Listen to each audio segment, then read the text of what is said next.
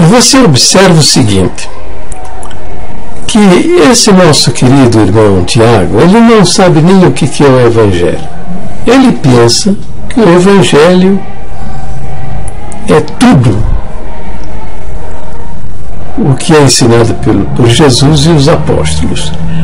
O Evangelho é a pessoa de Jesus, sua vida e sua obra, em termos absolutos. Mas a sua essência, o Evangelho é que Deus se fez homem e foi à cruz do Calvário para pagar o seu pecado, o meu pecado, e nos dá o direito da vida eterna com Ele em glória no céu.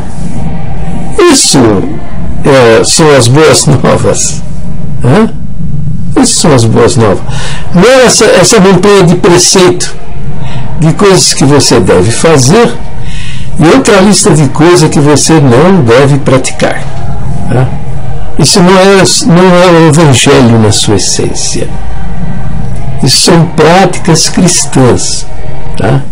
Que se você pode praticar, louvado seja Deus. Se você não pode praticar, você abandona. O importante é levar o Evangelho para frente. Não é levar essas instruções de usos e costumes. Então, mas infelizmente o nosso povo não sabe o que é Evangelho, a liderança não sabe o que é Evangelho, ninguém sabe o que é Evangelho, né? E fica aí falando, é por isso que ele está aí nessa guerra, defendendo com unhas e dentes esse negócio do uso do véu. Mas isso é usos e costumes, tá? Nós temos doutrina, nós temos a doutrina da barba. Não pode ser barbudão. Não pode ser barbudão. Então nós temos a doutrina da barba. E aconteceu o seguinte, como somos, como sonho acontecer o tempo todo, a congregação não tem um trabalho de missões para alcançar outras nações, nada disso, não tem essa preocupação. Como é que acontece o progresso da congregação? É o seguinte, o sujeito está aqui no nosso meio, depois ele volta para o lugar de origem, né, e vai levando lá o que ele aprendeu para lá, para esse lugar o que ele aprendeu aqui no nosso meio, entendeu? E aconteceu que teve um nosso irmão que foi para a Turquia. Ele aqui no Brasil conheceu o Evangelho. Conheceu o Evangelho? Não. Olha eu aí, também misturando as coisas. Ele conheceu a congregação. E foi para a Turquia, lá para o país dos pais deles, onde ele nasceu, né? E lá abriu a porta da sala da sua casa e convidou seus parentes para participar com a família dele num culto.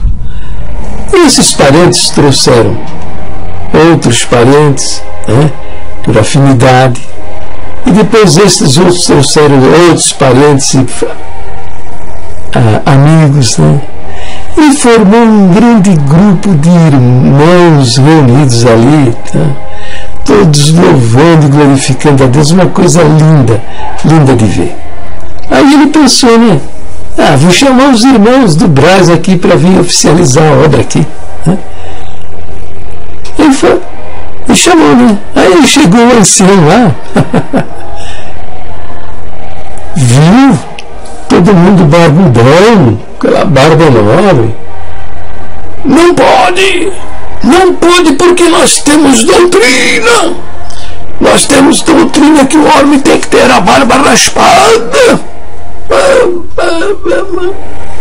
Só que o ancião não sabia, né? Nessa região, o homem que tem a barba rapada é homossexual. Entendeu? Conclusão, né? O ancião saiu correndo de lá, né? Eu não sei que fim levou isso daí, sabe? Mas veja, isso, usos e costumes, né? Se a gente pode, vai a alguma nação levar a nossa pregação, e se o seu uso e costume que você pratica aqui no Brasil, né, não for aceito, beleza. Mas se tiver entraves, problemas, né, você abandona. Por quê? Você não vai estar ofendendo a Deus fazendo isso, né? Tá? Olha, é o seguinte, veja as instruções do apóstolo Paulo a respeito da escravidão. Tá? Nos tempos da igreja primitiva, a escravidão era usos e costumes dos povos. Eles praticavam a escravidão. Né? E por trás de tudo isso, havia também a legislação específica a respeito. O Império Romano tinha leis a respeito, né? A respeito da escravidão. Você acha que o cristianismo combina, concorda, suporta, endossa, aprova a prática da escravidão? Não, é claro que não, né? Mas veja, os apóstolos em nenhum lugar deixaram registrado o repúdio à escravidão. Pelo contrário, eles dão instruções para que aqueles que se converteram ao cristianismo sejam submissos, se submetam ao regime da escravidão. E aconselham também aos senhores de escravos que se converteram ao cristianismo a tratarem com humanidade os irmãos que estavam debaixo do jugo da escravidão. Entendeu? Mas não há uma linha sequer reprovando a escravidão. Por que ele agiu desta maneira? Por que ele agiu desta maneira? Agiu desta maneira porque, se fizesse diferente, haveria derramamento de sangue e seriam consequências terríveis sobre a irmandade, os irmãos, né? Evidentemente que a lei, o governo ia para cima, ia ser coisas terríveis, rebelião, revolta, coisas assim. Então, eles não escreveram uma linha contra a escravidão. Por quê? Porque eram covardes? Não, em absoluto. Essa é a guia de Deus. Há certas coisas que quem vai mudar numa comunidade cristã é o Espírito Santo. Não somos nós com as nossas imposições, né?